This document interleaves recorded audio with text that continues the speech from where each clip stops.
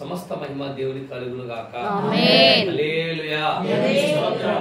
ఇప్పటిదాకా నా వారి సాక్షి మీరు విన్నారు. దేవుడి కృప మమ్మల్ని ఇద్దరిని దేవుడి చిన్నతనాన్ని ఏర్పాటు చేసుకున్నాడు. నాథన్ అన్న చెప్పినట్టు 2009లో మేము ఇద్దరం కలిసి పనిచేసిన హైడ్రో కంపెనీలో ఆ బంధం ఇప్పటిదాకా నడుస్తుంది, ఇక మంచి నడుస్తూనే ఉంటుంది. 2009లో అన్న విగ్రహారాధన ఉండేవాడు. అప్పుడే నాకు 21 సంవత్సరాల డిగ్రీతో నేను జాయిన్ అయ్యాను. అక్కడ దేవుడి కృప ఇద్దరు పరిచయం అయ్యాం. దాని తర్వాత నేను పౌలు, ఈ అనిలు, కిషోర్ వీళ్ళు పరిచయం అయితే ఉన్నారు. విచిత్రం ఏంటంటే అయ్యగారి చేత అభిషేకించబడి ఫస్ట్ 8 దృష్టిలో మేమే 4 ఉన్నాం అన్నమాట. అంటే నా ఆశ ఏంటంటే ఎక్కడికి అడుగు పెట్టినా కొద్దిమంది మనం ప్రభావితం చేయాలి. హల్లెలూయా. ఏదో వచ్చాము వెళ్ళిపోయాను కాదు, కానీ మనం దేవునికి ఒక మహిమకరంగా జీవించడము గాక. హల్లెలూయా. ఒక వాక్యం చూద్దాం. ఇక్కడ శ్రేష్టమైన దేవుని వాక్యం. ఎంతసేపు మనం దేవుని వాక్యాన్ని మనం చదువుతాం. దినవృత్తాంతం 2వ గ్రంథం. యాక్చువల్గా నేను పరిశుద్ధాత్మ గురించి చెప్దాం అనుకున్నాను. అయితే లూరియా ఆంటీ గారు ఆరాధన చేసేటప్పుడు ఒక మాట అన్నారు, ఉపేదేదాం ఇంట్లో మందసం ఉంటే ఆ ఇల్లంతటిని దీవించారు ప్రభువా అనే మాట అన్నారు. అంటే మాకు అయ్యగారి దగ్గర మేము ఏం నేర్చుకున్న తల్లి గారి దగ్గర అంటే ఏదైనా పరిస్థితి తగ్గట్టు ఆ ఆత్మ తగ్గట్టు చెప్పడం మాకు అలవాటు. యాక్చువల్గా నేను యెషయా గ్రంథం 32 అధ్యాయం సిద్ధపడి వచ్చాను. ఇక్కడికి వచ్చిన తర్వాత పరిశుద్ధాత్ముడు ఏడు నడిపిస్తూ ఉన్నాడు. చూడండి, 2వ దినవృత్తాంత గ్రంథములో 12వ అధ్యాయంలో నుంచి కొన్ని మాటలు మనం 13వ అధ్యాయంలో నుంచి కొన్ని మాటలు చదువుకుందాం. మొదటి దినవృత్తాంత గ్రంథములో 13వ అధ్యాయము 12వ వచనం. ఆ దినమున పేజ్ నెంబర్ 340 పేజీ, దాంట్లో 12, 13. ఆ దినమున దేవుని విషయమై భయముంది, దేవుని మందసము నా యొద్దకు నేను ఎలాగ తీసుకొని పోదనుకొని మందసమును తాను యొద్దకు దావీదుపురం తీసుకొని పోక దానిని గిత్తీయుడైన ఓబేదెదోము ఇంట్లోనికి కొనిపోవును. దేవుని మందసం ఓబేదెదోము ఇంట్లో అతని కుటుంబం వద్ద 3 నెలలు ఉండగా యెహోవా ఓబేదెదోము ఇంటి వారిని అతని సొత్తంతటిని ఆశీర్వదించెను. హల్లెలూయా. మహాపరిశుద్ధుడా, మహాగరుడైన మా తండ్రి, భూమిని ఆకాశమును అందులోని సమస్తాన్ని కలుగజేసిన దేవుడు, మా కొరకు కల్వారి శిలువలో ప్రాణం పెట్టి రక్తము కాచి చనిపోయి పాతిపెట్టబడి తిరిగి లేచి త్వరగా తిరిగి వస్తున్న యేసయ్యా, మీకే వందనాలు చెల్లిస్తున్నాం ప్రభా. ఇదిగో 2025 అయ్యా జనవరి మాసం అంతా కాపాడారు. అయ్యా ఫిబ్రవరి నెల ఈ మొదటి మంగళవారం ప్రభా, అల్పుడును అయోగ్యుడును వీరందరికంటే పాపాత్ముడైన నన్ను నిలబెట్టుకుని మరొక అవకాశం ఇచ్చారు నీ వాక్యం చెప్పుటకు. వీరందరికంటే కనిష్ఠుడిని, ఎన్నిక లేని వాడిని అయినా మీ కృప చేత నిలబెట్టినందుకు స్తోత్రాలు. నా తలను ఏర్పాటు చేసి రోజుకి ఏర్పాటు చేసుకుని గత కొన్ని నెలల నుంచి ఇక్కడ జరుగుతున్న ఆరాధన బట్టి మీకు స్తోత్రాలు. ఇంటిలో జరుగుతున్న ఆరాధన బట్టి స్తోత్రాలు. అపోస్తల కాలంలో ఇంటింట ఆరాధన జరిగేది నాయన, అలాగే ఆరాధన జరుగుతుంది నాయన, మీకు స్తోత్రాలు. ఇప్పటిదాకా పాటలో మీరున్నారు, ఆరాధనలో మీరున్నారు, సాక్ష్యంలో ఉన్నారు. కొద్దిసేపు నీ వాక్యం ధ్యానిస్తుండగా నా మాటలు బయటికి రావద్దు, నీ మాటలే బయటికి రావాలి. మీరేం చెప్పవలసిందో అని మీకు తెలియదు, కానీ పరిశుద్ధాత్ముడు మీ నోట నుండి మాట్లాడదని చెప్పినట్టుగా వాక్యం ఇది. ప్రజలు మీ వారు సైతాను శక్తులను ఏస్తున్నాను బంధించిన ఆయన, శక్తులను లయపరిచిన ఆయన, రక్తం ఇక్కడ ప్రోక్షించిన ఆయన, నోటిలోని రక్తం ప్రోక్షించు. వచ్చిన అందరితో మీరే మాట్లాడి వాక్యంతో మాట్లాడతాను నమ్ముతూ ఈ ప్రార్థన యేసు నామములో అడుగుతున్నాం తండ్రి, ఆమేన్. హల్లెలూయా. ఇక్కడ మీకు తెలుసండి, దేవుని మందసము గిత్తీయుడైన ఓబేదెదోము ఇంట్లో ఎన్ని నెలలు ఉందట? 3 నెలలు. ఇక్కడ ఎన్ని రోజులు జరుగుతుంది ప్రార్థన? 3 నెలల 4 నెలల 2 సంవత్సరాలు దాటి ప్రతి మంగళవారం 2 సంవత్సరాలు దాటి దేవునికి స్తోత్రం. హల్లెలూయా. అయితే పోయిన సంవత్సరం ఛాన్సర్లు అన్న నవంబర్ డిసెంబర్లో ఒకసారి తమ్ముడు అన్నాడు, కానీ అప్పుడు ఏంటంటే మాకు డ్యూటీ ఉండేది. మార్నింగ్ నుంచి ఈవినింగ్ వస్తే 7 కుదరలేదు. అయితే దేవుడి కృప ఈరోజు మొన్న జనవరి 24కి నా జాబ్ వారు చెప్పినట్టుగా జాబ్కి రిజైన్ ఇచ్చాను. ఆగస్టు 22వ తారీఖు దేవుడు స్పష్టంగా ఇద్దరితో మాట్లాడాడు. మాట్లాడిన తర్వాత మళ్ళీ మేము 2 నెలలు ప్రేయర్ చేసుకున్న వాక్యంతో కూడా మాట్లాడంటే హోషేయ గ్రంథం 10:12లో స్పష్టంగా మాట్లాడాడు. దున్నని విడుమును దున్నాలి, యెహోవాను వెతుకుటకు ఇదే సమయమని స్పష్టంగా మాట్లాడాడు. మాట్లాడిన తర్వాత మొత్తం ఊరు వెళ్ళిపోవాలా? నా వారు చెప్పింది 2 సంవత్సరాలు కదా ఆల్రెడీ, ఇంకొక 4 నెలలు అయితే 3 సంవత్సరాలు నేను వెలబట్టి 3 ఇయర్స్ దగ్గర ప్రతి ఆదివారం శనివారం duty, Monday to Friday duty చేసుకుంటా, మిగతా 2 రోజులు కూడా ఫ్యామిలీని వదిలేసి ప్రతి ఆదివారం కొన్ని వారు శనివారం ముందే పోయేటవాడిని, కొన్నిసార్లు ఆదివారం వెళ్ళేవాడిని. అంటే ప్రతి ఆదివారంతో పాటు శనివారం కూడా వెళ్ళేవాడిని. అట్లా 2 సంవత్సరాల కంటిన్యూగా వెళ్తూ ఉన్నాడు. దేవుడు నిశ్చయంగా చూశాడని నమ్ముతున్నాను నేను. ఎందుకంటే ఆ పరిస్థితి తెలుసు, చిన్న పిల్లలను వదులుకొని వెళ్ళాలి.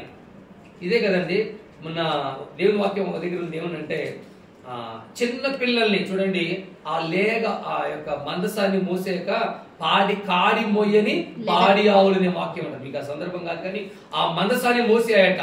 అలాగే చిన్న పిల్లలు వదిలేసుకొని ఆ పాడి ఆవులు మందసాన్ని మోసినట్టుగా దేవుడు ఆ బరువును మా మీద మోపాడు. సొంత ప్లేస్ లో ప్రవక్త గనేయుడు బైబిల్ ఉంది. మా సొంత ఏరియా అంతా కూడా మా ఊరైనా, మా అత్తమ్ముల ఊరైనా, మా బంధువుల ఏరియా, కానీ అక్కడ వాడుకుంటున్నాడు. దేవుని మహిమ కలుగుతుంది కాక. మరి ఆ పరిస్థితులు ఎన్నున్నప్పటికీ, ఎంతో మంది తృణీకరించినప్పటికీ, ఆస్తి విషయంలో నా భార్య నాకంటే కొంచెం ఉన్నవాళ్ళు, మాకు పొలం 3 ఎకరాలు ఉంటే వాళ్ళకి 12 ఎకరాలు ఉంది, ఒక అమ్మాయి ఒక అబ్బాయి అనమాట. మ్యారేజ్ అప్పుడు మా మామ ఒప్పుకోలేదు, కానీ దేవుడు ఒకరోజు ఏం చేశాడంటే వాళ్ళ ఇంట్లో ఆరాధన చేయడం, నేను వాక్యం చెప్పడం నాకు రాబోయేది. ఒక 7 సంవత్సరాల క్రితము నేను మామూలుగా విశ్వాసిగా ఉన్నాను. అయితే మ్యారేజ్ 2014లో అయింది. 2013లో ఒక్కసారి రమ్మన్నారు, వాళ్ళ ఇంట్లో జరిగేది ఆరాధన. అప్పుడు ఆ రోజు ఆరాధన అయిపోయినాక అందరూ పడుకున్నారండి. పాస్టర్ కూడా వెళ్ళిపోయాడు. బాబు జాన్ రెడ్డి పడుకోండి అని మా అత్తమ్మ అంటే, లేదంటే నేను ప్రార్థన చేసుకోవాలి అన్నాను. నైట్ 12 గంటల నుంచి మార్నింగ్ 4 గంటల దాకా మోకాల మీదనే ఉన్నాను. దేవుడికి మహిమ కలుగును గాక. ఆ ప్రార్థన చేసిన తర్వాతనే మామయ్య అసలు నేను ఇవ్వను, ఆయనకి ఆస్తి తక్కువ, నన్ను ఆయన ఆ ప్రార్థన బాంబు పెట్టిపోయిన తర్వాతకి ఆయన నిద్రపట్టలేదు అనమాట. బలమైన ఆ నక్షత్రం అంత వెలుగొచ్చి, ఆ అబ్బాయికి మీరు మంచోళ్ళు అంటారు కదా, నాకు ఈ బుద్ధి కావట్లేదు, ఏమో తెలియదు, నా హృదయంలో భయం అనిపిస్తుంది, ఆ అబ్బాయి ఏం త్రాగాలో వచ్చేది ఆ అబ్బాయికి ఇస్తానని చెప్పాడు నా భార్యని. అలా మ్యారేజ్ అయ్యి అక్కడి నుంచి 2014 నుంచి పిల్లలతో ఒక సాక్ష్యం, జాబ్ ఒక సాక్ష్యం. నేను అన్నతో పాటు కలిసి ప్రొడక్షన్ రియాక్టర్ దగ్గర పనిచేసేవాడిని. డిగ్రీ ఫెయిల్ అయ్యి మళ్ళా జాబ్ లోకి వచ్చి పాస్ అయ్యి మళ్ళీ ఓపెన్ లో ఎంఎస్సీ చేసి నేను పిఎల్ జాబ్ పెట్టాను. దేవుడి మహిమ. 2016లో నేను బయాలజీలో వ్యాక్సిన్ కంపెనీ జాబ్ చేసి ఉంటాను సార్. అయితే అదొక సాక్ష్యం అండి. అంటే ఆ రోజు మా ఒక రిలేటివ్ ఉన్నాడు, ఆయన అన్నాడు, నీకు ప్రొడక్షన్ బల్క్ నుంచి క్యూఏ వ్యాక్సిన్ జాబ్ రావడం అసాధ్యమరా, కానీ నువ్వేదో ఎప్పటి నుంచో అడుగుతున్నావు, నేను ఒక ట్రై చేస్తావు, నువ్వు ట్రై చేసుకున్నాడు. విచిత్రం ఏంటంటే తెల్లారి మాకు ఇంటర్వ్యూ ఉంది, అంత ముందు రాత్రి దానుగూడలో ప్రేయర్ ఉంది. నేను నా భార్య నతాలి గారిని తీసుకెళ్ళాను, మా ఊరు సైడ్ వాక్యం చెప్పాడు. అయితే ఫోన్ చేశాడు మా రిలేటివ్, ఎక్కడున్నారా అంటే, అన్న ఇక్కడ ఉన్నాను నేను అంటే, నేను భగవంతుడు కూడా మార్చలేరా, నువ్వు ఈ టైంలో ఎక్కడ ఉండాలి, ఇంటర్వ్యూకి రెడీ కావాలి, నువ్వు ఎక్కడ ఉండాలి, నువ్వు నీకు అసలు ప్రొడక్షన్ క్యూఏ రావడమే అది పెద్ద అదృష్టం, దాంట్లో చదువుకోవాలి, నువ్వే ఈ ప్రార్థన పిచ్చేంద్రా నీకు అనేవాడు మా అన్నయ్య, మా బంధువు, ఆయన మా పెద్దలు కూడా. అయితే ఆయన అన్నాడు, నీకు నేను ఇంటర్వ్యూ చేస్తే వస్తుంది, ఎందుకంటే బంధువు కాబట్టి వస్తుంది, నా పైన ఒక ఆయన ఉన్నాడు, ఆయన చేస్తే రాదురా అన్నాడు. నాకు తెలుసు, నీ ప్రొడక్షన్ రియాక్టర్ నేను చేసేవాడిని, క్యూఏలో జాబ్ రాదని నాకు తెలుసు, కానీ దేవుని వాక్యం ఏంటంటే లేని వాక్యం ఉన్నట్టు చేస్తాడు, సజీవులుగా చేస్తాడు. విచిత్రం, నేను ఇంటర్వ్యూకి వచ్చాను, కళ్ళని ఉబ్బిపోయింది, నైట్ అంతా జర్నీ, ప్రార్థన అయిపోయింది 12కి, మేము మార్నింగ్ 4కి వచ్చాం, జస్ట్ ఒక గంట పడుకున్నాం, రెడీ బస్సు వెళ్ళిపోయాం. ఆ రోజు ఇంటర్వ్యూ అయితే ఇంటర్వ్యూ రాగానే మా బ్రదర్ ఒక మాట అన్నాడు, నువ్వు చాలా అదృష్టవంతుడు రా అన్నాడు. ఎందుకన్నా అంటే నా పైన ఇంటర్వ్యూ చేసేదానికి ఫేవర్ వచ్చి ఆయన డ్యూటీకి రాదని చెప్పినాడు. గొప్ప సాక్ష్యం, మామూలు సాక్ష్యం కాదు. ఆయన వస్తే నాకు రాదు, కానీ నా కొరకు, నాకు జాబ్ చేయడం కొరకు ఆయన జనం తెప్పించాడు. ఆయన ఏదైనా చేస్తాడు, హల్లెలూయా. అంతే, ఆయన మన కోసం ఆయన ఏదైనా చేస్తాడండి. ఇజ్రాయేల్ కొరకు ఆయన ఏం చేశాడు, ఆయన ఆకాశం నుంచి మన్నాను కురిపించాడు, బండ చీల్చాడు, ఆయన ఏదైనా చేస్తాడండి. మనం ఆయన చేతికి అప్పచెప్పుకోవాలి. మొదట ఆయన రాజ్యం నీతిని వెతకాలంటే, ఆయన నువ్వు అదృష్టవంతుడు అంటే, నిజంగా ఆయన దేవుడు నాకు ఉన్నాడు అన్నాడు. ఇప్పుడు కూడా నువ్వు దేవుడు అంటారు ఏంద్రా అన్నాడు ఆయన అన్నాడు అనమాట. ఎందుకంటే అంటే నేను ఇంటర్వ్యూ ఇస్తున్నాను రా నీకు, కానీ 2-3 చిన్న బిట్లు అడిగి నువ్వు జాయిన్ కాపో అన్నాడు అనమాట. ఆయన అంత సార్ పైన ఆయన రాలేదనమాట, దేవుడి కృప. మరి ఆ రోజు జాబ్ నుంచి 2016 నుంచి 2024 దాదాపు 8 సంవత్సరాలు ఇస్తాను వ్యాక్సిన్. 60,000 జాబు, కార్పొరేట్ క్యూ అనమాట. అంటే చాలా మంచి కంపెనీ. అంటే నేనేదో అది గొప్పగా చెప్పట్లేదు, కానీ దేవుడి పిలుపు అంతకంటే గొప్పది, అంతకంటే గొప్పది. ఆ పిలుపు అందరికి రాదు. మొన్న నేను సురేంద్రకి ఫోన్ చేశాను. అయితే ఎందుకంటే గురువారం వెళ్ళాను, అన్న ఏమన్నా ఊర్లో ఉన్నాను, వెళ్ళగలవా ఒక మాట అన్నాను. లేదు తమ్ముడు, నేను కొంచెం నాకు 9 అవుతుంది తమ్ముడు, నా కోసం ప్రేయర్ చేయన్నాడు. నేను చేస్తానన్నాను. ఎందుకు, ఏ విషయం అన్నంటే, నేను కూడా నీలాగా రావాలి సేవకు అన్నాడు ఆయన. అన్న నీ శాలరీ 90,000 అంటే నాది 60,000, నువ్వు గొప్ప జాబ్ కదా అన్నట్టు ఒక మాట అన్నాడు. నేను అన్నాను, అన్న నీకంటే చిన్నవాడు కానీ ఒక మాట చెప్తాను, నీకంటే ముందు సేవకు వచ్చాను, ఒక మాట చెప్తాను చెప్పు జాన్ అన్నాడు. దేవుడు పిలిస్తే దర్శనమైనా వాక్యమైనా నీ జీవితాంతో చెప్పగలమని చెప్పినాడు. ఇక తిరుగుడమే, ఇక మా నాన్న చేశాడు, నేను చేశాను అది కాదు. ఇక దేవుడు నీతో మాట్లాడాడు. ఒక వాక్యం గాని, ఒక దర్శనం గాని. నాతో దేవుడు, నేను చెప్తాను, ఈ ఫిబ్రవరి 20 తారీఖు నేను కూడికి పెట్టుకుందాం అనుకుంటాను. ప్రభుత్వం మీరందరూ కూడా రావాల్సిందిగా నేను నిర్వహణ చేస్తాను. ఎందుకంటే ఫిబ్రవరి 20 మా చిన్నబాబు బర్త్డే. నేను సంపూర్ణంగా సేవకు వచ్చాను కదా. దేవుడు ఏం చెప్పాడంటే, ఎలీషా ఎట్లను వధించి అందరికి భోజనం పెట్టి ఏలియాను వెంబడించాడు. నేను ఊర్లో కూడికి పెట్టాను మొన్న పాప బర్త్డే చిన్నగా పెట్టుకున్నాం. ఇక్కడ కూడా పెట్టాలని ఆశపడన్నా. అందరూ కూడా మనం చెప్పన్నా, ఈ 20వ తారీఖు ఫిబ్రవరి 20 మన సీనా చర్చిలోనే. అందరూ మీరు ఆ రోజు భోజనానికి రావాలి. ఖచ్చితంగా మా కుటుంబం కోసం ప్రేయర్ చేయాలి. మా పాప birthday at the same time నేను సంపూర్ణ సేవకు వచ్చాను కనుక కృతజ్ఞతగా సంఘానికి కూడికి పెట్టుకుంటున్నాను. మళ్ళీ నేను ఇంక ఎప్పుడో 2-3 నెలలకు వస్తానేమో ప్రభు అనిపిస్తే ఇక్కడికి. అందుకే ఈ నెలలో కూడికి ఉంది కాబట్టి నీకు ముందు చెప్తున్నాను. అయితే దేవుడిది కూడా మాట్లాడాడు, నువ్వు సేవకు వస్తున్నావు కదా, నువ్వు సంఘానికి కూడిక పెట్టమన్నాడు. ఎంత స్పష్టంగా మాట్లాడతారంటే, ఆయన నువ్వు సంపూర్ణ సేవ ఇచ్చావు కదా, నేను అన్ని వదిలేసుకుని ఊరు వెళ్ళిపోవాలనుకుంటున్నాను ప్రభు. మరి అక్కడ కదా ఉండాల్సింది, సంఘం దగ్గరే ఉండాలి సేవకుడు కదా, మరి అక్కడికి వెళ్ళాలా? ఇక్కడ ఉంది, ఇక్కడ నాకు 2 ఇల్లు ఉన్నాయి. చింతలో సింగిల్ బెడ్రూమ్ ఇచ్చావు, సేనా చర్చి దగ్గర ఒక చిన్న ఇల్లు ఇచ్చావు, మరి వదిలిపెట్టి కిరాయికి చెల్లిపోవాలి ఏంటి ప్రభు అని అడిగా. ఒక వాక్యం తీయండి, లోకాసు సువార్త 8:1. ఇందాక చెప్పింది కదా, ఎంత స్పష్టంగా నేను చెప్తున్నాను కదండి. ప్రవచనం అన్నిటికంటే కూడా వాక్యం గొప్పది. మనం బేస్ కావాల్సింది వాక్యమే. అన్ని ఉన్నాయి వరాలు కానీ దేవుని సువార్తను తెలుపుచు ప్రకటించుచు ప్రతి పట్టణంలో, ఇది ప్రతి పట్టణములోను ప్రతి గ్రామములోను సంచారము చేయుచుండగా 12 మంది. చాలండి, చాలు. థ్యాంక్ యూ అక్క.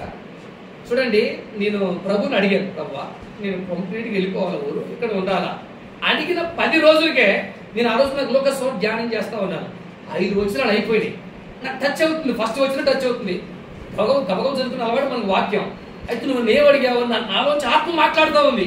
అంటే ప్రభు నేను మొత్తానికి వెళ్ళిపోవాలా, లేకుంటే పట్టణం ఇక్కడ ఉంది, ఇక్కడ 3 రోజులు ఉంది, అక్కడికి 3 రోజులు వెళ్ళాలా అడిగితే దేవుడు స్పష్టంగా వాక్యంతో మాట్లాడాడు. నువ్వు పట్టణాలు గ్రామాల్లో సేవ చేయమని చెప్పినాడు ఆయన. స్పష్టంగా మాట్లాడాడండి. అడిగిన 10 రోజులకే వాక్యంతో ఆన్సర్ ఇచ్చాడు. అంత స్పష్టంగా మాట్లాడుతానండి. అర్థమైంది. నేను డ్యూటీ చేస్తున్నాను కానీ ఆత్మ నలిగిపోతా ఉంది. మీరు నమ్మండి, రోజుకు దానియేలు ఎన్నిసార్లు ప్రార్థించేవాడు? 3 సార్లు. నేను అడిగాడు, ప్రభు పొద్దున్న చేస్తున్నా, సాయంత్రం చేస్తున్నా, మధ్యాహ్నం చేయట్లే కదా. అంటే ఏదంటారు కదా, మనసు ఉంటే మార్గం ఉంటుంది అంటారు కదా. దేవుడు నాతో మాట్లాడాడు.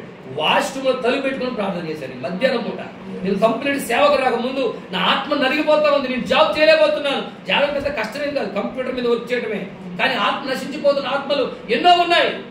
ఆగస్టు 22 దీవెన గారు కళ్ళకి వచ్చి, ఇంకెంతకాలం జాబ్ చేస్తావరా అని, యవ్వన బలం దేవుడికి అప్పచి వదిలిపెట్టరా అని దర్శనంతో మాట్లాడాడు. ఒక తెల్లారే నాకు వాక్యం హోషే గ్రంథంలో మాట్లాడాడు. 10 రోజులకే లూకాసు వార్త నుంచి మాట్లాడాడు.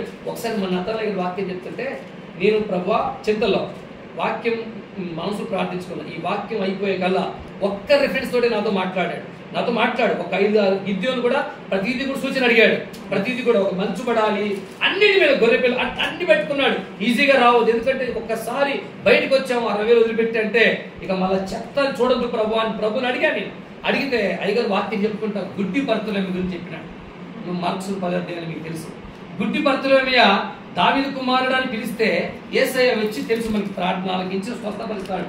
ఆయనకున్న జీవనోపాధి ఆ కర్రని, ఆ యొక్క వస్త్రాన్ని తీసి పడేస్తాడు ఆయన. హల్లెలూయా. ఆ వాక్యంతో లాస్ట్ లో ఇక నాతో వాళ్ళకి మాట్లాడలేదేమో అనే టైంలో అసలు ఆ వర్తమానం సంబంధించిందే కాదు. నాతో లాస్ట్ మూమెంట్ ఏమంటే ఆయన స్వస్థపరచబడ్డాక తనకున్న జీవనోపాధిని విడిచిపెట్టి ప్రభుని వెంబడించాడు. నాకున్న జీవనోపాధి వదిలిపెట్టి నేను వెంబడించాలనుకున్నానయ్యా, నువ్వు నాతో మాట్లాడావు ప్రభు ఈ రోజు కూడా అని ధైర్యం వేసుకొని వచ్చిన సమయం మొత్తం రాసుకున్నాను. ప్రభు చిత్తం మీద ఫిబ్రవరి 20 అని చెప్తాను. ఎక్కువ సమయం వాక్యానికి ఇవ్వాలనుకున్నాను. ఎందుకంటే ఈజీగా సేవ అంటే ఏంటంటే చావాలండి. ఎందుకంటే ఒకరోజు ఉంటుంది, ఒకరోజు ఉండదు. ఇంట్లో నుంచి వస్తుంది, బయట నుంచి వస్తుంది. ఏదైనప్పటికీ పిలిచిన వాడు నమ్మదగినవాడు. ఇంకొక విషయం చెప్పాలా, నేను ఎంత దేవుడి దగ్గరగా ఉన్నాడంటే, ఒకరోజు నేను మార్నింగ్ ప్రార్థన చేసి బస్సులు ఏడుస్తున్నాను. ప్రభా చిన్నపిల్లలు, మా అమ్మ వాళ్ళు కూడా ఆలోచించరా అంటున్నారు. నువ్వు మాట్లాడావు కానీ ప్రభా మరి ఈఎంఐ ఉంది, నెలకి 25,000 కట్టాలి. మరి ఇప్పుడు ఎట్లా సేవకు వస్తే ఎలాగ ప్రభా అని నేను మార్నింగ్ బస్సులో ఏడ్చుకుంటూ ఉన్నాను. సాయంత్రాలు నేను ఒక వాక్యం పెట్టుకుందామని పెట్టుకుంటే మన జఫర్ని శాస్త్రి సాక్ష్యం వస్తా ఉంటే ఆయనకు ఒక దగ్గర యాక్సిడెంట్ అయిందట. చూడండి, దేవుడు సాక్ష్యంతో మనతో మాట్లాడతాడు. యాక్సిడెంట్ అయిపోయిందని డాక్టర్ చెప్పాడట, 3 నెలల దాకా నువ్వు ఎటుపోకూడదు బిడ్డ, ఎటు పోకూడదు, నువ్వు ఇంట్లోనే కూర్చోవాలి. ఇప్పటికి మీరు గమనించలేదు, అన్నప్పుడు వాక్యం చెప్పింది కూర్చొని చెప్తాడు. ఎక్కువ యాభై చూస్తున్నా కూడా మీరు ఎక్కువ కూర్చొని చెప్తాడు వాక్యం. ఎందుకంటే ఎన్ని నడువులు విరిగిపోయినాయంటే యాక్సిడెంట్ ఆయనకి. అయితే 3 నెలలు కదలకూడదని డాక్టర్ చెప్పినప్పుడు ఆ స్టార్టింగ్ లో ఆయన ఇంట్లో కూర్చొని ఏడుస్తున్నాడు. అయ్యా నేను కారు కొన్నాను, అది కొన్నాను, ఈఎంఐ కట్టుకోవాలి కదయ్యా, నేను ఎట్లా ప్రభు ఇప్పుడు నేను బయటికి ఎడకపోతే స్వార్థ చెప్తేనే కదా వాళ్ళకి ఏదో రూపాయి ఏదైనా ఇస్తే నేను కట్టుకోగలను కదా ప్రభు అని అడిగితే దేవుడు ఆ మధ్యాహ్నం ఒక మాట మాట్లాడంట. 40 సంవత్సరాలు 6 లక్షల కాల్బలాన్ని పోషించాను, నిన్ను పోషించలేనని మాట్లాడాడు దేవుడు. మార్నింగ్ ఏడ్చాడు, ఈవినింగ్ జాబ్ ఇచ్చాడండి. ఆ సాక్ష్యం ద్వారా మాట్లాడాడు. నేను అడిగాను ప్రభు ఎట్లా ప్రభు 60,000 వదిలేసుకొని, ఇప్పుడు కొంతమంది ఏమంటారంటే మనం నవ్వుకుంటే నీకే వెళ్ళండి మీ మామయ్య గారు ఉన్నారు అంటారు. మా మామయ్య గారు కరెక్టే, మా మామయ్య 1000 రూపాయలు రీఛార్జ్, మామయ్య మా పిల్లలకు జ్వరం వచ్చింది అడగలమండి, అడగలమా? మనం ఎంత వాళ్ళకి డబ్బున్నా ఏదన్నా అడగలమండి? పిలిస్తే దేవుడు రావాలి అంతే. నా నిర్ణయం అదే. మార్నింగ్ ఏడ్చాడు ప్రభు ఈఎంఐ గురించి, ఈవినింగ్ మాట్లాడాడు ఇజ్రాయెల్కి ఆధారమైన వాడు నేను, నరుడు కాదు. హల్లెలూయా. దేవుడు ఆయన స్పష్టంగా అడిగిన వాటికంటే ఊహించే వాటికంటే అత్యధికంగా చేసే దేవుడు ఆయన. హల్లెలూయా. అంత స్పష్టంగా మాట్లాడాడు. కంప్లీట్ గా వదిలేసి దేవుని పనికి చేయటం సహాయం. కంప్లీట్ గా ఎప్పుడు రిజన్ పెట్టానో దేవుడు చాలా ప్రాంతాలు నడిపిస్తున్నాడు. జహీరాబాద్ లో మొన్న డిసెంబర్ లో 300 మంది పిలుచుకుని వాక్యం చెప్పించుకున్నారు. ఎన్నడూ కూడా అడిగట్లేదు నేను జహీరాబాద్ లో. మా రూమ్మేట్ మా నాతానన్నా నేను రవి ఉన్నాను రూమ్మేట్ ఆయన జహీరాబాద్ పోయినాడు. నన్ను 2 సంవత్సరాల నుంచి అడుగుతున్నాడు, జాన్ ఒకసారి మేమందరం కూడుకుంటున్నాం ప్రేయర్కి రా అంటే నేను రాలేదన్నమాట. మొన్న నేను డిసెంబర్ లో ఒకసారి పోతే ఆ వాక్యం నచ్చి నేను క్రిస్మస్ పెట్టుకుంటున్నాం ఫ్యామిలీస్ తోటి, మళ్ళీ మీరే రావాలని అడిగినాడు ఆయన, సెమీ క్రిస్మస్ కూడా. అప్పుడు నేను నా భార్య కొంతమంది చాణక్య వచ్చాడు మన పోయిన వారం, ఆయన మేమందరం కారులో పోయాం. చాణక్య సాక్షి మీకు చెప్పే ఉంటాడు. ఆయన సూసైడ్ చేసుకునే విషయంలో ఒకరోజు తీసుకెళ్లి ఆన్లైన్ ప్రార్థన అయ్యగారి దగ్గర చేయించాం. అది మేమందరం కూర్చున్న మోకాల మీద అయ్యగారు చర్చిలోనే మోకరించి ప్రార్థన చేసినాక ఆయన స్థితిగతులు మార్చబడ్డాయి. అలా మేమందరం ఆ రోజు జహీరాబాద్ పోయాం. దాదాపుగా 300 మంది వాక్యమని పశ్చాత్తపడి వాళ్ళందరూ కూడా విడుదల పొందుకున్నారండి. మళ్ళీ కూడా ఈ ఫిబ్రవరిలో రమ్మన్నారు. నేనే చెప్తున్నానంటే దేవుడికి మనం అప్పచెప్పుకుంటే ఆయన సమస్తం చేయగలరు. హల్లెలూయా. అయితే ఈ రోజు ఏం మాట్లాడుతున్నాడు దేవుడు అంటే మాట చూద్దాం. ఈ సాక్ష్యం ద్వారా దేవుడికి మహిమ కలుగును గాక. నేను పుట్టుకాని సాక్ష్యం చెప్తే పుట్టుకాని గంటపడుతుంది అని చెప్పనండి. విగ్రహారాధన చేతబడి అన్ని విగ్రహాలన్నీ నరసింహారెడ్డిని చెప్పాడు. అనేకమైన బయటకు వచ్చాం.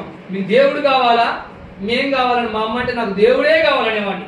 మామూలుగా అమ్మా నాన్న ద్వారా దేవుడిని పిల్లలు నమ్ముకుంటారు, నా ద్వారా కుటుంబం రక్షణ పొందుతుంది. దేవుడు మా తమ్ముడు నేనే స్టార్టింగ్ మా ఇంట్లో నేను యేసుప్రభుని నమ్ముకొని మా తమ్ముని బయట గుంజుకుని పోయేది.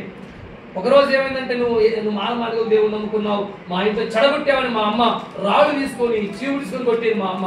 నేను మొండేవాడిని చిన్నప్పటి నుంచి ఎప్పటికీ మనుషులకు భయపడను. నా కంప్యూటర్ సిస్టమ్ పక్కన కూడా దేవుని వాక్యం పెడతాను.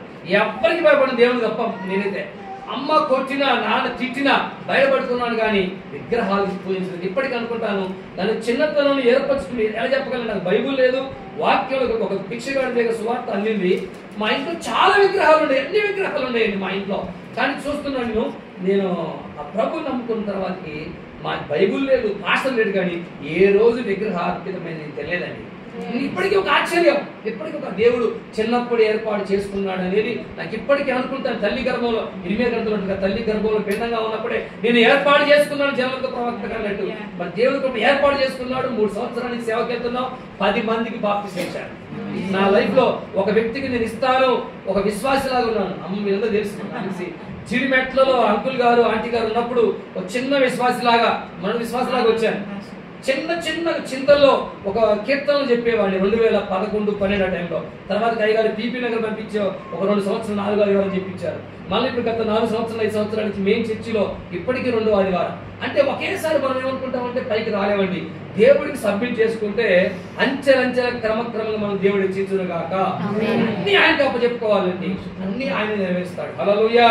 చక్కగా దేవుని వాక్యం చూద్దాం. 2వ దినవృత్తాంత గ్రంథములు అంటే మొదటి దినవృత్తాంత గ్రంథములు 11-12 చదవండి. అన్న సాక్ష్యంతో పాటు వాక్యం చెప్పడానికి కొన్ని మాటలు చెప్పాను, వాక్యమే మనకి పట్టేసండి. చదవండి. దావీదు దేవుని విషయమై భయముంది, దేవుని మందసమును ఆ ఎద్దకు నేను ఎలాగా తీసుకొని పోదనుకొని మందసమును తన ఎద్దకు దావీదు పరుడు తీసుకొని పోక దానిని గిట్టియుడగా ఒబేదెదోము ఇంట్లోకి కొనిపోయాను. దేవుని మందసము చాలండి. ఇప్పుడు మీకు తెలుసు యెహోవా కోపము అతని మీద రగులుకుంది. ఉజ్జా అనే ఆయన చనిపోయాడు మందసాన్ని పట్టుకొని. కానీ ఈ మందసాన్ని చూసి దావీదే భయపడ్డాడు కదండి. అక్కడ ఏమన్నాడు కదా, ఆ దినమున దావీదు 12వ వచనం దేవుని విషయమై భయం ఉంది. వామ్మో ఈ మందసాన్ని నేను ఎట్లాగా తీసుకోపోగలనని దావీదు అంటూనే భయపడ్డారు. ఎందుకంటే దేవుని మందసం అంటే మీకు తెలుసు, పాత నిబంధనలో 3 భాగాలు ఉండే: ఆవరణము, పరిశుద్ధ స్థలము, అతి పరిశుద్ధ స్థలము. ఆవరణములో బలిపీఠం ఉంటది, పరిశుద్ధ స్థలములో ధూపవేదిక, సముఖ బలం రొట్టె ఉంటది. అతి పరిశుద్ధ స్థలం ఈ ప్రాంతం అనుకోండి. ఇక్కడ దేవుని మందసము, కరుణాపీఠం అని ఒక డబ్బాలాగా ఉంటది. దానిపైన కెరూబులు 2 ఇట్లా వంగి ఉంటాయి అన్నమాట. ఆ పెట్టెలో కరుణాపీఠం లోపల మందసం పెట్టెలో ఏముంటాయండి? అహరోను కర్ర, చిగురించిన మన్నా, 10 ఆజ్ఞలు గల పలకలు. చెప్పండి ఏముంటాయండి మందసంలో? అందరూ చెప్పాలి ఏముంటాయండి? ఆ 3 వాక్యం చెప్తాను ఈ సాయంత్రం. అహరోను కర్ర, చిగురించిన మన్నా, 10 ఆజ్ఞలు గల పలకలు. ఈ మందసాన్ని పట్టుకున్న వ్యక్తి చనిపోయారు. ఈ మందసం వామ్మో మా ఇంటికొద్దు అని దావీదు ప్రార్థనా పరుడు, దావీదు కీర్తన రాసిన ఆయన, అభిషేకం పొందిన ఆయన, ఇతనే భయపడ్డాడు. కానీ ఈ మందసము ఒబేదెదోము ఇంటిలో 3 నెలలుంటే ఇంటి వారందరూ దీవించబడ్డారు. హల్లెలూయా. నేనేమనుకుంటాను, మరి ఎందుకు ఒబేదెదోము ఇంట్లో మందసం ఉన్న వారు చనిపోలేదు? ఒబేదెదోము ఇంట్లో ఈ దేవుని మందసం ఉన్నా కూడా వారికి ఏం కాలేదంటే వారి ఇంట్లో ఏమున్నాయి అనే మాట మనం ఒకసారి జ్ఞాపకం చేసుకుందాం. ఇంకో మాట చూద్దాం మనము. దేవుని ఒక మందసంలో ఒక మాట హెబ్రీయులకు రాసిన పత్రికలో కూడా దేవుని మందసం గురించి అక్కడ రాయబడి ఉందండి. ఒక మాట చూద్దాం. హెబ్రీయులకు రాసిన పత్రికలో కూడా మందసంలో ఏమి ఉంటాయనే మాట అక్కడ క్లియర్ గా మీకు ఇందాక చదువుతున్నప్పుడు కొన్ని ఏముంటాయని చెప్పలేకపోయినారు. అది 6వ అధ్యాయం, 9వ అధ్యాయం చేయండి. హెబ్రీ పత్రిక 9వ అధ్యాయము 3వ వచనం. రెండవ తెరకు ఆవల అతి పరిశుద్ధ స్థలము గుడారముండెను. అందులో సువర్ణ ధూపార్తియు అంతటను బంగారు రేకులతో తాపబడిన నిబంధన మందసము ఉండెను. ఆ మందసములో మన్నాగల బంగారు పాత్రయు, చిగురించిన అహరోను చేతికర్రయు, 3వది నిబంధన పలకలు ఉండెను. 3 భాగాలు ఉన్నాయి మందసములో. ఎన్ని ఉన్నాయట? 3 భాగాలు ఉన్నాయి. మొదటిది ఏమన్నాడు ఇక్కడ? మందసము మన్నా గల బంగారు పాత్ర. ఈ మన్నా అంటే దేని గుర్తు అంటే దేవుని వాక్యాన్ని గుర్తు. ఇజ్రాయేల్ మన్నా ఎప్పుడు ఎరుకునే వాళ్ళు? తెల్లారినప్పుడు ఉదయాన్నే చాలా చీకటి ఉండగానే. నిజంగా చెప్పండి, ఈరోజు చాలా చీకటి ఉండగానే నేను ప్రార్థించాను వాళ్ళు చెప్పగలరా? నిజంగా చెప్పగలరా? అక్కడ మీరు లేస్తారు, మార్నింగ్ ప్రార్థన ఉంటారు కదా, గ్రూప్ లో ఖచ్చితంగా లేవాలి. ఇద్దరు గ్రూపులు లేవాల్సిందే, మంచిదండి. అంటే నేనేం చెప్తున్నానంటే అన్ని దేశాల కంటే ఒక దేశం చాలా టెక్నాలజీలో గొప్పది. ఏ దేశం? ఇజ్రాయెల్ కాదు, ఇజ్రాయెల్ అంటే కాదు, టెక్నాలజీ జపాన్. చెప్పారా? జపాన్ ఎందుకు తెలుసా? అక్కడ 3 గంటలకే తెల్లాలి. దేవునికి స్తోత్రం. కారు పెద్ద పెద్ద హుండాయి, BMW కారు టెక్నాలజీ కూడా జపాన్ తయారవుతుంది. ఇజ్రాయెల్ సంపన్న దేశమే, టెక్నాలజీ గొప్పదే.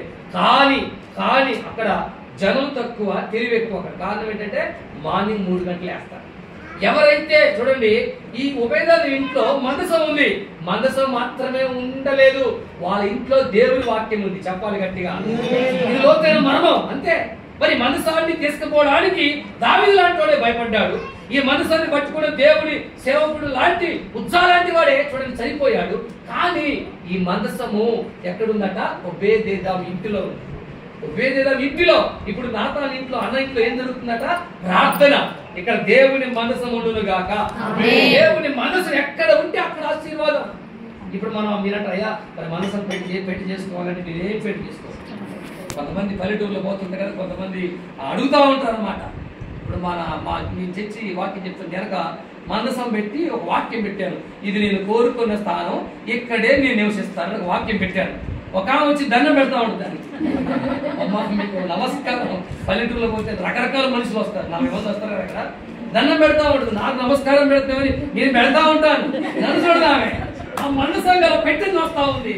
నేను అది మారుతా అనిపిస్తుంది, నేను మారలేకపోయాను. ఇప్పుడు నాకు చక్కగా వాక్యం పెట్టాను, ఇది నేను కోరుకునే స్థానం, ఇక్కడే నివసిస్తాను. పాత నిబంధనలో ఆయన మందసం దగ్గర మైమలిగాడు. ఇప్పుడు మన హృదయమే మందసం. ఇక పెట్టెల అవసరం లేదు, ఇక బలిపీఠం అవసరం లేదు, ఇక గంగాల అవసరం లేదు. నువ్వే ఒక మందసం. హల్లెలూయా. నువ్వు ఎక్కడుంటే అక్కడ మహిమ కలుగును గాక. నీ హృదయంలో ఏముండాలంటే దేవుని వాక్యం ఉండాలి. మన్నా ఏరుకునేవాళ్ళు ప్రతిరోజు. ప్రతిరోజు మన్నా ఎదుర్కోవాలి. ఎప్పుడు ఎదుర్కోవాలి? చీకటితో మీరు వాక్యాన్ని ఎదుర్కోవాలి. ఏ కుటుంబంలో మన్నా ఉంటుందో దేవుని వాక్యం, అందుకంటే నా నామొత్తడి కంటే నా వాక్యాన్ని గొప్ప చేశానంటాడు. చూడండి, దేవుని వాక్యము గొప్పది. ఈ ఉపేదం ఇంటిలో మందసం ఉన్నా ఈ కుటుంబం ఎందుకు చనిపోలేదు? ఈ ఇంట్లో ఏముండేదయ్యా అంటే దేవుని వాక్యం ఉండేది. మరి మీ ఇళ్లలో దేవుని వాక్యం ఉంటుందా? ఒక్కసారి మనం గమనించాలి. అందుకే ఎప్పుడు కొంతమంది వెళ్ళకపోతుంటే ఊళ్ళలో చక్కగా వాక్యాలే పెడతా ఉంటారు. కొంతమంది ఇంటికి పోతే వాక్యమే లేదు. మొన్న దగ్గరికి వెళ్ళాను, శేఖర్ ఇంటికి పోయాను. ఆ అబ్బాయి శేఖర్ అని 5 సంవత్సరాలు విడిపోయిన కుటుంబం. నేను ప్రార్థన చేసుకున్నాను, ప్రభా నన్ను సేవకు రమ్మన్నావు, ఏదో ఒక అద్భుతం ఇక్కడ జరగాలి ప్రభా అన్నాడు. 2022 సేవకు పోయినాక 5 సంవత్సరాలు విడిపోయిన కుటుంబం కట్టబడింది. శ్రీకాంత్ మొన్న ఆన్లైన్ పెట్టాడు బీపీ నగర్ లో. ఆ రోజు అయ్యగారు వాక్యం చెప్పంటే కూడా ఇదే చెప్పాడు. ప్రార్థనలో పోరాటం చేస్తే ఆయనకు సత్యం ఏంది లేదు. There is no hopes. 5 ఎస్ఐలు మారారు. వాళ్ళ కుటుంబం కట్టలేవయ్యా, జాన్ రెడ్డి గారు మీరు కొత్తగా సేవకు పోయారు, వాళ్ళ కుటుంబంతో పెట్టుకుంటే మీకు ఇబ్బంది అయితే అన్నారు. నేను నా వారి ఇద్దరం ఫాస్టింగ్ ప్రేయర్ ఉంది. చిన్న పాపను మా మామ ఇంట్లో వదిలేసి, ప్రభా మేమే ఒక కదిలే మనసాలాగా ఉండాలి, ఎక్కడ అద్భుతాలు జరగాలి ప్రభా అని మేము ప్రార్థన చేసుకుని వాళ్ళ ఇంటికి పెట్టాం. ఆ అమ్మాయి శేఖర్ వాళ్ళ భార్య. ఆ అమ్మాయి హైదరాబాద్ లో హౌస్ కీపింగ్ చేసేది, నర్స్ పని చేసేది. వాళ్ళ పిల్లలేమో నాయనమ్మ దగ్గర ఉండేవాళ్ళు. ఆ అబ్బాయి మాతో చర్చికి వచ్చాడు ప్రార్థనకి. అన్నం పెట్టి దిక్కు లేదు, గడ్డం పెంచుకున్నాడు. విడిపోయిన కుటుంబం, దేవుడే మాట్లాడాడు, విడిపోయిన కుటుంబాలు మీరు కట్టాలి, అనేక వివాహాలు జరిగించాలి, అనేక మంది ప్రజలకు స్వార్థ ప్రకటించాలి. దేవుడు మాట్లాడాడు మాతో. యెషయా 61 దేవుని ప్రకారం నువ్వు బంధకంలో ఉన్నవారిని విడిపించాలి, అందుకే నేను అభిషేకించుకున్నాను. దేవుడు 3 years బ్యాక్ అయ్యగారు నతనయ్య గారు అభిషేకించకపోవడం ముందే ఆ సేవకుడు చెప్పాడు, నేను అభిషేకించుకున్నాడు దేవుడు, నేను ఖచ్చితంగా సేవకు ఆయన చెప్పిన 2 నెలలకే అయ్యగారే ఫోన్ చేశాడు. మేము అభిషేకించబడ్డ నాతన్న మేమందరం కూడా అయ్యగారు మమ్మల్ని అభిషేకించడం మేము అడిగామన్నా అడగలేదు. మేము అడగలేదు. ఒకరోజు ఫోన్ చేశాడు అయ్యగారు మేడగారు తీసి, జాన్ మిమ్మల్ని అభిషేకించుకుందాం అనుకుంటాను, మీతో పాటు 8 మంది అభిషేకిద్దాం అనుకుంటాను అయ్యగారు చెప్పాడు. అడగలేదు, ప్రార్థన చేసుకున్నాం, ప్రభువా నీ చిత్తమైతే అభిషేకించు. లోపల మండిపోతుంది, హృదయం అంతా ఆత్మతో నిండిపోయింది, కానీ మీ అభిషేకం కూడా మాకు కావాలి అని అంత ముందే మాట్లాడుతూ వచ్చాడు. నేనేం చెప్తున్నానంటే మనమే కదిలే మనసాగా ఉందుము గాక. మనలో వాక్యం ఉంటే మనమే మనసం. కనుక చూడండి, ఇక్కడ మేము వెళ్ళి నా కుటుంబం, ఆ అమ్మాయి వాళ్ళ అమ్మ నాన్న అంటారు ఈ రసము అండి, అట్లా మూర్ఖుడు అండి, అది అక్క సంబంధాలు నేను ఎన్నలేను. అమ్మ కుటుంబం కట్టబడాలి, పిల్లలకు ఒక దిక్కు, భార్యకు దిక్కు, ఆయనకు దిక్కు ఉన్నారు, ఇది కరెక్ట్ కాదు అని చెప్పి వాళ్ళ కోసం బాధ్యత తీసుకున్నాం. మీరు గ్యారంటీ ఇస్తారా అన్నారు. నా భార్య పేరు నా పేరు రాసుకోమని చెప్పాను, మా ఇద్దరి పేరు రాసుకోమని చెప్పాం. వాళ్ళు ఇంతగా బతిలాడుతున్నారని అమ్మాయిని పంపించారండి. ఇప్పుడు ఆ ఫ్యామిలీ అద్భుతంగా ఉంది. హల్లెలూయా. ఎంత గొప్ప తెలుసా మన దేవుడు. చూడండి ఎంత గొప్ప తెలుసా. ఇప్పుడు మేము గరిడె పిల్లలు దిగామనుకోండి, గమనించండి, మీ మిర్యాల గోడ నుంచి గరిడె పిల్లలు దిగామనుకోండి, వెంటనే అన్న మీకు కారు కావాలా, బండి కావాలి ఇస్తాడు అనమాట. హల్లెలూయా చెప్పాలి గట్టిగా, హల్లెలూయా. ఒక కుటుంబం కట్టబడడం ద్వారా ఇప్పుడు ఆ కుటుంబమే పరిచర్యకి సహకరిస్తుంది. Praise the Lord. హల్లెలూయా. కార్ఖానాలో పెట్టేవాళ్ళం మేము ఎంప్లాయీస్, ఇప్పుడు అల్వాలో పెడుతున్నాం. అక్కడ కూడా భార్గవ్ అనే అబ్బాయి నాతో పాటు కుడి భుజంగా ఉంటాడు. 5గురే ప్రార్థన చేశాం సంవత్సరం. ఆ అబ్బాయి 7 నెలలు విడిపోయిన కుటుంబం, డైవర్స్ దాకా పోయారు. ఆ రోజు కూడా నేను నా భార్య, ఆ అమ్మాయి వాళ్ళ అమ్మ ఉంది రాజమండ్రి, గంట సేపు నైట్ 11 to 12 గంట సేపు మాట్లాడాం. అమ్మ ఇది కరెక్ట్ కాదు, కుటుంబం చిన్నపిల్లలు వాళ్ళు ఏడుస్తున్నారు, పెద్దలకు విడదీయొద్దు అని చెప్తే ఆ అబ్బాయి చూసుకోవడానికి సెక్యూరిటీ లేదండి, మా అమ్మాయిని ఇబ్బంది పెట్టి ఏదైనా సరే అమ్మ దేవుడు చేసింది ఎవరు కూడా విడదీయకూడదు అని చెప్పినాక ఇప్పుడు ఆ కుటుంబం కూడా కట్టబడింది. Praise the lord. ఆయన ఏదైనా చేస్తాడు ఎప్పుడంటే నువ్వే ఒక మందసంగా ఉందువు గాక. అయితే మందసం అంటే ఏం, దాంట్లో ఏముందంటే ఫస్ట్ మాట మన్నా, బంగారు గల మన్నా. మన్నా అంటే ఇది ఏమి, దాని అర్థం ఏంటంటే ఇది ఏమి. ప్రతిరోజు ఇజ్రాయేల్ ఏరుకునేవారు, చిన్న కొత్తిమీర గింజవలే ఉండేది. ఆ మన్నా ఇప్పుడు ఏంటంటే దేవుని వాక్యం. ఈ వాక్యం ఎవరిలో ఉంటుందో వాళ్ళు ఎలా తయారు చూడండి, ఎలా తయారవుతారంట. 119 కీర్తన ఏమో తెలుసా, ఒక మంచి మాట చూద్దాం. 119 కీర్తన ఏంటంటే శత్రువులకు మించిన జ్ఞానం అంటాడు అక్కడ. చూడండి 119 కీర్తన 50 97 వచనం 97 99 119 కీర్తన 97 90 99. నీ ధర్మశాస్త్రం నాకు ఎంతో ప్రియముగా ఉన్నది. ఓకే, దినమెల్లా నేను దాన్ని ధ్యానించుచున్నాను. నీ ఆజ్ఞలు నిత్యము నాకు తోడుగా ఉన్నవి. నా శత్రువులను మించిన జ్ఞానము అవి నాకు కలుగజేయుచున్నవి. నీ శాసనములు నేను ధ్యానించుచున్నాను, కావున నా బోధకులందరికంటే నాకు విశేష జ్ఞానము కలదు. హల్లెలూయా. శత్రువుల కంటే, బోధకుల కంటే, వృద్ధుల కంటే ఎక్కువ జ్ఞానం ఎవరుంటుందట దావీదు గారికి. ఎందుకంటే దేవుని వాక్యాన్ని ఆయన ఎప్పుడు ధ్యానం చేసేవాడు. ఎప్పుడు కూడా దినములకు 7 సార్లు స్తుతించేవాడు, 3 సార్లు ప్రార్థన చేసేవాడు, దీవారాత్రులు దేవుడి ధర్మశాస్త్రాన్ని చదివేవాడు కనుకనే ఆయన జీవితం పచ్చగా ఉంది. హల్లెలూయా. దేవుని మన్నా ఎవరిలో ఉంటుందో వాళ్ళకి నష్టం ఉండదండి. ఏ మందసాన్ని పట్టుకున్న ఉజ్జా చనిపోయాడు. ఈ మందసము వస్తున్నప్పుడు భయపడ్డాడు దావీదు లాంటి వ్యక్తి కొన్నిసార్లు. కానీ ఒబేదెదోము కుటుంబం భయపడలేదు. కారణం ఏంటి? వాళ్ళ ఇంట్లో మన్నా ఉండేది. హల్లెలూయా. వాళ్ళ ఇంట్లో వాక్యం ఉండేది. మన ఇంట్లో ఏముంటుంది? వాక్యం ఉంటుందా? ఎక్కడికి వెళ్ళినా వాక్యమే ఉండాలి. వాక్యమే ఉండాలి. మన విలేజ్కి వెళ్ళి చూసే వాక్యం పెట్టినప్పుడు కొంతమంది చర్చికి వస్తారు, మళ్ళీ ఫంక్షన్కి వెళ్ళినప్పుడు గొడ్డు పెట్టుకుంటారు. వేసేదాన్ని కొంతమంది ఉంటారంటే ఇక్కడ మొత్తం తుప్పు వదిలిపెట్టారు. మేము మాడిపోయినా మొత్తం ఏమనంటే వాక్యం చెప్పేది వాళ్ళ ఇష్టం.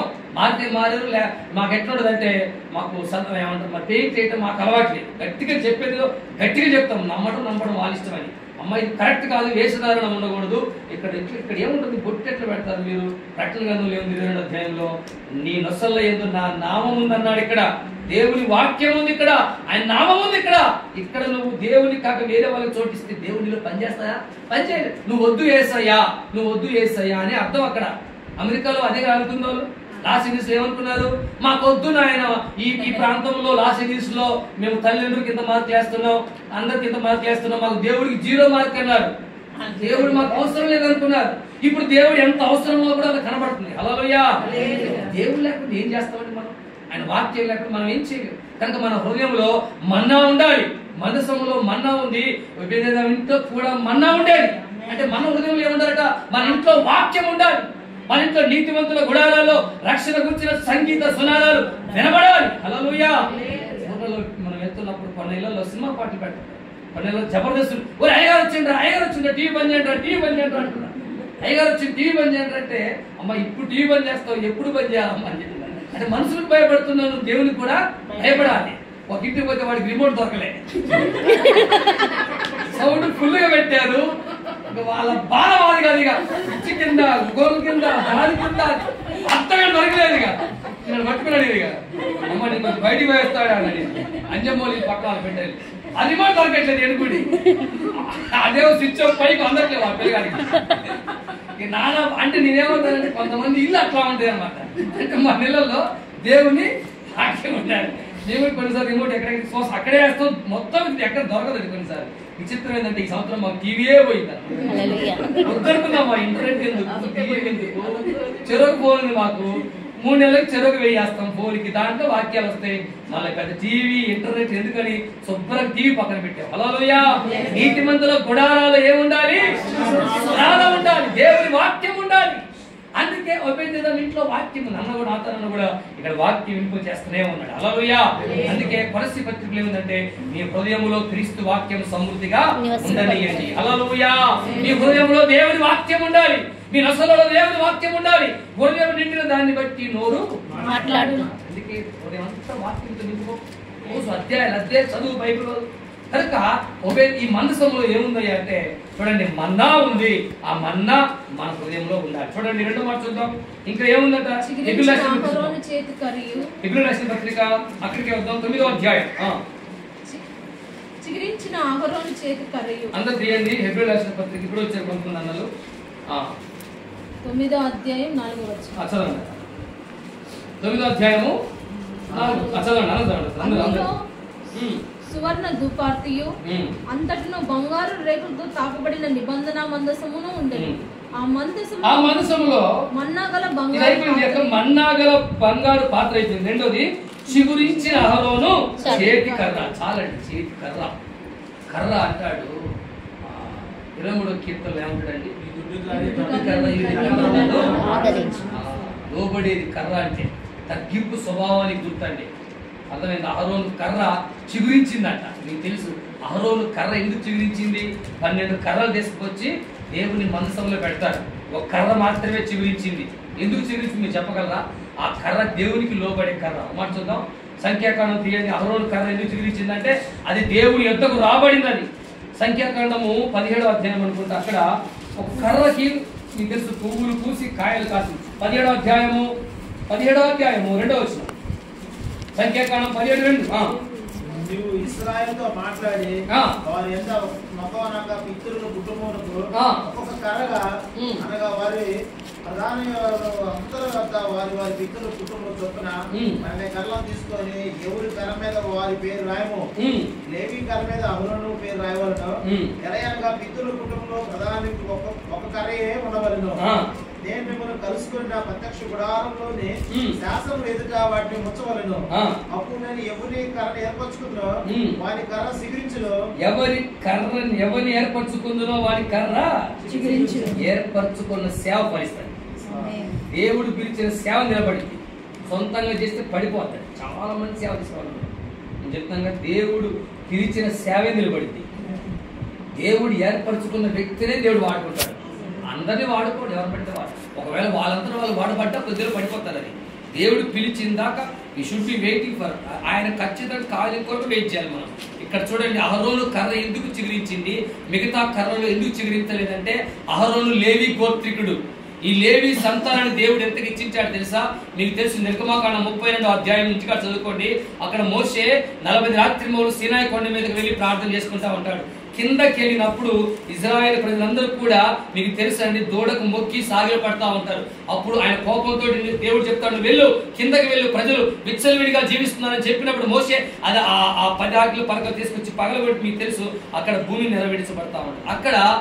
అక్కడ చెప్తాడనమాట, యెహోవా పక్షమైన వాళ్ళు రండి అని చెప్తే అక్కడ లేవీలు వస్తారు. చూడండి ఒక మాట 32వ అధ్యాయం చూడండి. అక్కడ లేవి వాళ్ళు దేవుడి పక్షాన్ని చేరతారండి.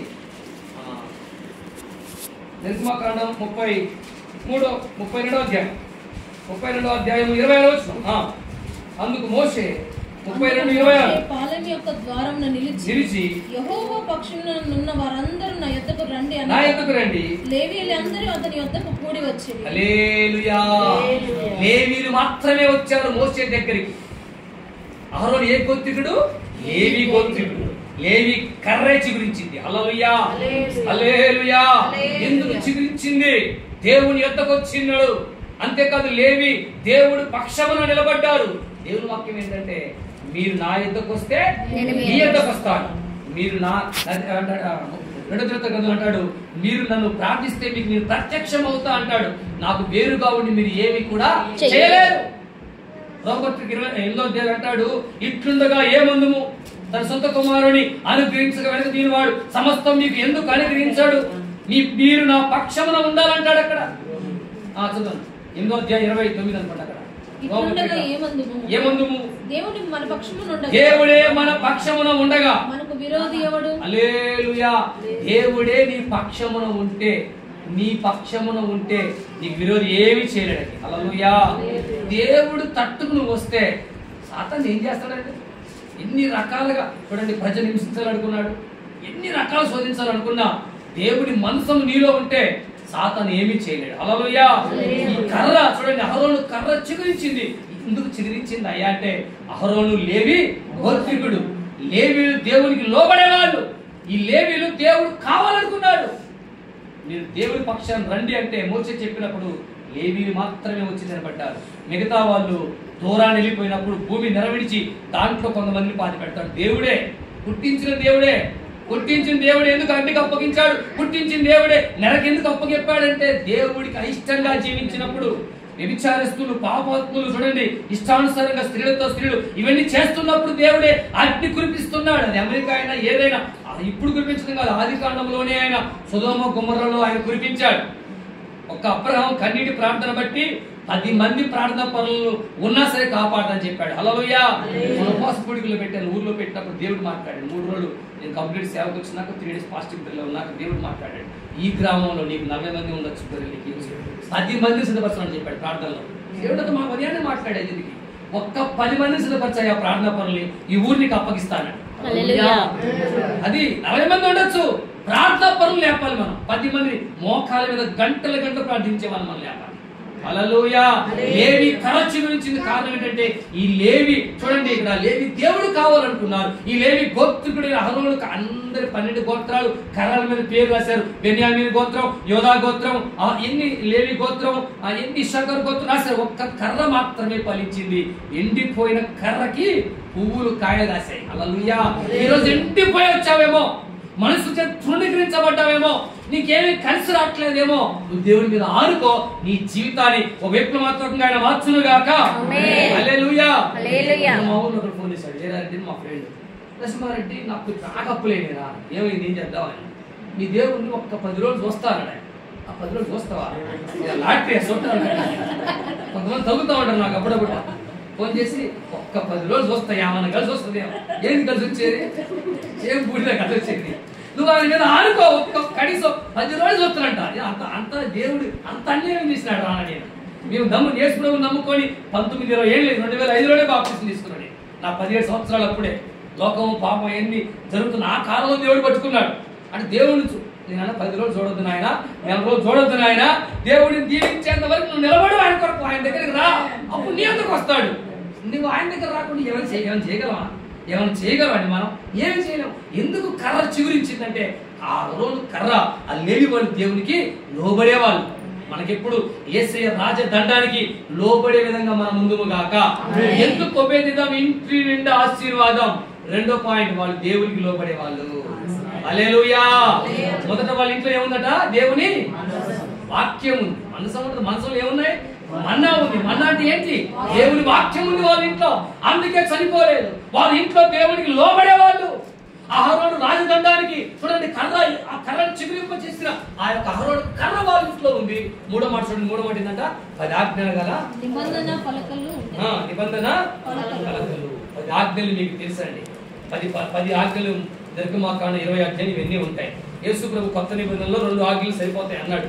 కానీ చూడండి అక్కడ ఏమన్నాడు? నీ పొరుగు వారు ఏది కూడా ఆశించొద్దు అన్నాడు. నీ దేవుడైన యెహోవాని నీవు ప్రేమించాలి అన్నాడు.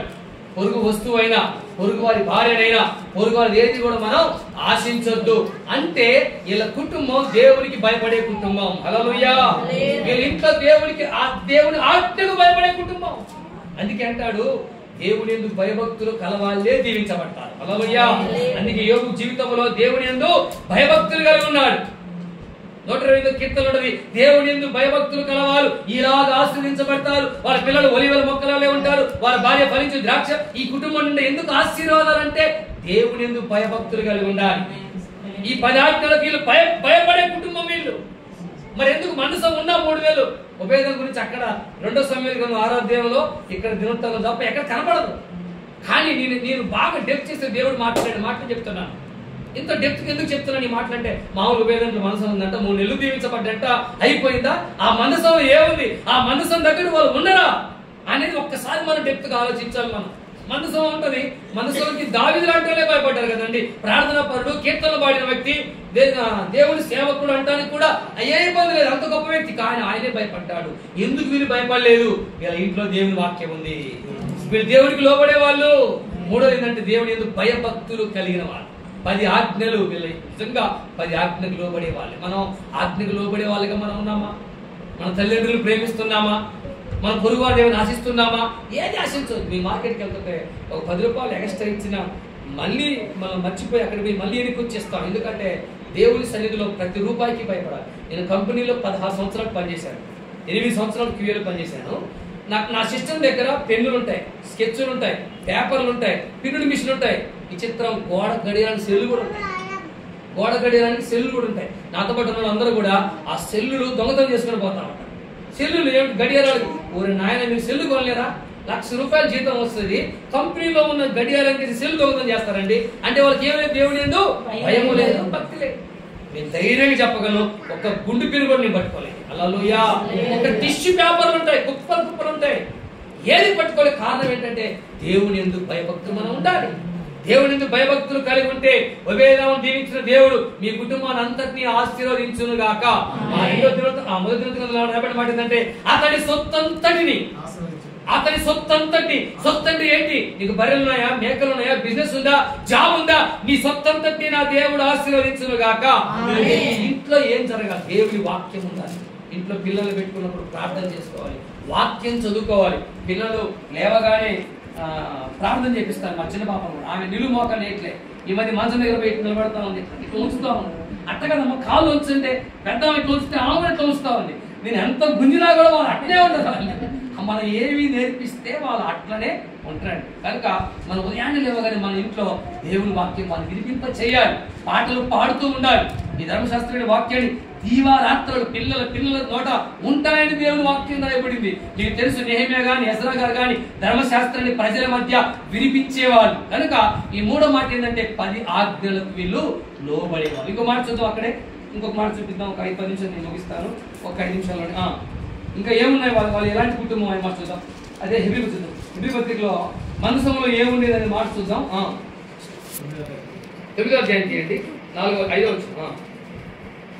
దానిపైన కరుణాపీఠము కొమ్ము కొనుచున్న మహిమగల దానిపైన కరుణాపీఠమును కమ్ము కొనుచున్న మహిమగల కెరూబులుండెను. వీటి గురించి ఇప్పుడు వివరంగా చెప్పవాలి. నేను కూడా వీటి గురించి చెప్పలేదు. ఆయనకు సరిపోదు, నాకు కూడా సమయం సరిపోదు. వివరించి చెప్పాలంటే సరిపోదు. ఇప్పుడు నేను కూడా చెప్పలేదు. 3 మాటలు చెప్పాను ఇప్పుడు క్లియర్గా. 3 మాటలు ఏంటంట? 3 మాట. మొదటి మాట ఏంటండి? మొదటి మాట మందసంలో ఏముందట? మన్నా. అంటే మన హృదయం అనే మందసంలో ఏముందట? వాక్యం. రెండోది ఏముందట? వాళ్ళ ఇంట్లో ఏముందట? అహరోను కర్ర. మనం కూడా దేవునికి లోబడే వారిగా, తగ్గించుకునే వారిగా ఉండాలి. ఇంకా 3వది ఏముందట? వాళ్ళ ఇంట్లో నిబంధన మందసం. అంటే దేవునికి భయపడే వారిగా ఉండాలి. 4వ మాట ఏంటంటే కరుణాపీఠం. కరుణ, జయ, దయ, జాలి కలిగి ఇతరులను ప్రేమించాలి. పేదలను కరుణించే వాడిగా ఉండాలి. బైబిల్ ఏం చెప్పిందంటే పేదల్ని కరుణించేవాడు యెహోవాకి అప్పించేవాడు. 5వ మాట ఏంటంటే ఆ కెరూబులట ఇట్లా వంగి ఏకాంతంగా ఉన్నాయి. అంటే వాళ్ళ కుటుంబంలో ఐక్యత ఉండేది. హల్లెలూయా. 5వ మాట, ఏ కుటుంబంలో ఐక్యత? అసలు కుటుంబమే ఒక పరలోకం అండి. హల్లెలూయా. వీళ్ళ ఇంట్లో ఒక ఐక్యత ఉండేది. వీళ్ళ ఇంట్లో చూడండి, కరుణ, జాలి గల కుటుంబం. వీళ్ళు దేవుని వాక్యానికి లోబడే వాళ్ళు. వీళ్ళు దేవునికి భయపడే వాళ్ళండి. కనుక వీళ్ళ జీవితంలో ఆ సొంతని దేవుడు దీవించాడు. విచిత్రం ఏంటంటే మందసములో వాళ్ళ ఇంట్లో ఉండి దీవించబడింది కదా, అదే మందసం మన హృదయంలో ఉండును గాక. ఒకవేళ ఈ మందసం మనమే మందసంగా ఎక్కడికి వెళితే అక్కడ దురాత్మలు పారిపోవాలి. హల్లెలూయా. ఒక మాట చూద్దాం. సమూయేలు గ్రంథం అక్కడ రాయబడి మారిందంటే మందసాన్ని తీసుకొచ్చి అక్కడ దాగోను గుడిలో పెట్టారంట. దాగోను గుడి కూలిపోయిందంట. ఒక మాట చూద్దాం. మొదటి సమూయేలు ముగిస్తారు. ఒక మాట 5వ అధ్యాయం 1వ వచనం. ఈ మందసంగా నువ్వే ఉండాలి. ఈ ఒక్క మాట కనిపిస్తుంది చెప్పి నేను ప్రార్థన చేస్తాను. ఫిలిష్తీయులు దేవుని మందసమును పట్టుకొని ఎబెనేజరు నుండి అష్డోదులకు తీసుకొని వచ్చి దాగోను ఎదుట దాని నుంచిరి. అయితే మరునాడు అష్డోదారు పాత్ర కాలం నందు లేవగా, ఇదిగో దాగోను యెహోవా మందసము ఎదుట నేలను బోర్లబడి ఉండెను. నీవు మందసంగా ఉంటే శత్రువు బోర్లబడును గాక. కదిలే మందసాన్ని నువ్వే అవుదువు గాక. ఆ మందసం పెట్టే ఒక ఇంట్లో ఉంటే ఇల్లంతా దీవెన. మరి నీ హృదయంలో దేవుని వాక్యం, దేవునికి ఆజ్ఞలకు లోబట్టం, ఆ కరుణ లేకుంటే ఐక్యత నీ హృదయంలో, నీ కుటుంబంలో ఉంటే కదిలే మందసంగా నువ్వే ఉందువు గాక. నువ్వు అడుగు పెడితే సాతాను పారిపోవాలి. నువ్వు అడుగు పెడితే అద్భుతాలు జరగాలి. నువ్వు అడుగు పెడితే అనేక ఆత్మలు మారాలి. వేదాలు బొంకే పరిశుద్ధాత్మ నింపబడి 10 లక్షల మందికి సువార్త ప్రకటించాడు. హల్లెలూయా. ఒకసారి ఆయన 50 లక్షల మందికి వాక్యం చెప్తే దాంట్లో ఆల్టర్ కాల్ ఇస్తే పేపర్ మీద నేను యేసు ప్రభువుని నమ్ముకున్న రాసిన సంఖ్య 10 లక్షల మంది అంట. హల్లెలూయా. ఒక్క వ్యక్తి దేవునికి మనసుగా మారాడండి. ఒక మాట చెప్పి ముగిస్తాను. నిర్గమకాండం రాయబడి మాట చూద్దాం. నిర్గమకాండం 20వ అధ్యాయం అంటాడు, ఒక మందసం ఎలా తయారు చేయబడింది తెలుసా? ఇది లాస్ట్ మాట చూద్దాం, మనం ప్రార్థిస్తాను. తుమ్మ కర్ర తీసుకుని మందసంగా తయారు చేశాడు.